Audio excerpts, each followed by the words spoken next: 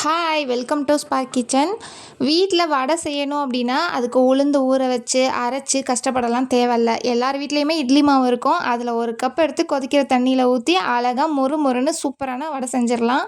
இது எப்படி செய்கிறதுன்னு பார்க்குறதுக்கு முன்னாடி நம்ம சேனலை சப்ஸ்கிரைப் பண்ணாமல் பார்த்துருந்தீங்கன்னா கண்டிப்பாக சப்ஸ்கிரைப் பண்ணிவிட்டு பாருங்கள். ஆல்ரெடி நம்ம சேனலில் பொரி வடை, உருளைக்கிழங்கு வச்ச வடை அந்த மாதிரி ரெசிபிலாம் போட்டிருக்கோம். வேணுன்றவங்க செக் பண்ணி பாருங்கள். இப்போ வாங்க இந்த வடை எப்படி செய்கிறதுன்னு பார்க்கலாம். இதுக்கு ஸ்டவ் ஆன் பண்ணி ஒரு பாத்திரம் ஒன்று வச்சுக்கலாம். அதில் நான் 2 கப் தண்ணி எடுத்திருக்கேன். அது கூட ஒரு 1/2 டீஸ்பூன் போல் உப்பு சேர்த்துக்கலாம். சேர்த்துட்டு நல்லா மிக்ஸ் பண்ணி விட்டுறலாம். இது நல்லா காஞ்சு கொதி வரணும். கொதி வந்ததுக்கப்புறமா இதில் நான் இட்லி மாவு எடுத்திருக்கேன். நல்லா கெட்டியான இட்லி மாவு 1 கப் எடுத்திருக்கேன். அதை நம்ம இது கூட சேர்த்துடலாம்.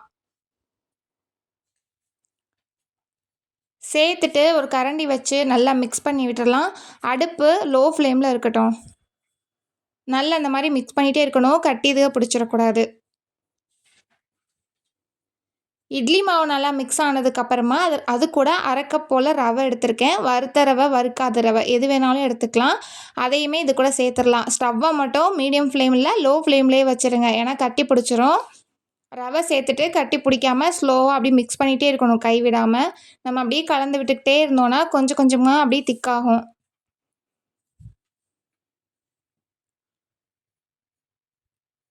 நல்லா இந்தளவு திக்கானதுக்கப்புறமா அடுப்பை ஆஃப் பண்ணிடலாம். இதை அப்படியே கீழே இறக்கி கம்ப்ளீட்டாக ஆற வச்சிடலாம். இப்போ லைட்டாக கொல கொலன்னு இருக்குது. இன்னும் நல்லா ஆறுச்சுன்னா இந்த மாதிரி நல்லா ஸ்டிக்கியாக வந்துடும். இதை வேறு பிளேட்டுக்கு மாற்றிடலாம். இது கூட நைஸாக கட் பண்ண வெங்காயம் சேர்த்துருக்கேன்.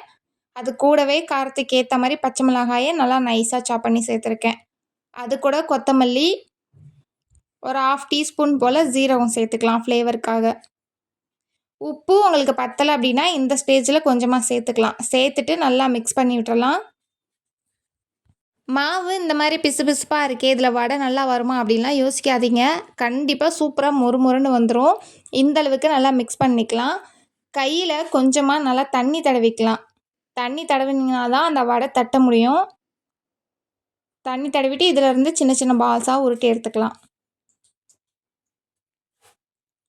இதை அப்படியே நம்ம எப்பயுமே வடை தட்டுற மாதிரி தட்டி எடுத்துக்கலாம். இது நடுவில் ஒரு ஹோல்ஸ் போட்டுருங்க. கையில் 2 கையிலையுமே நல்லா தண்ணி தொட்டுக்கிட்டு உருட்டினீங்கன்னா தான் இந்த மாதிரி வரும். பாருங்கள், வடை தட்டியாச்சு. ரொம்ப தண்ணியாக இருந்துச்சுன்னா எண்ணெய் குடிக்கும். கரெக்டாக இந்த கன்சிஸ்டன்சியில் இருக்க மாதிரி பார்த்துக்கோங்க.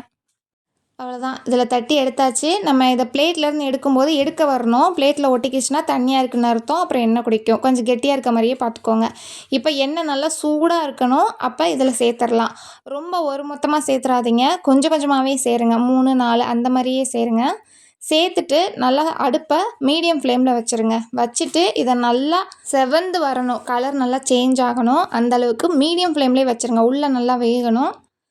இந்தளவுக்கு கலர் சேஞ்ச் ஆனதுக்கப்புறமா நம்ம வெளியில் எடுத்துடலாம்.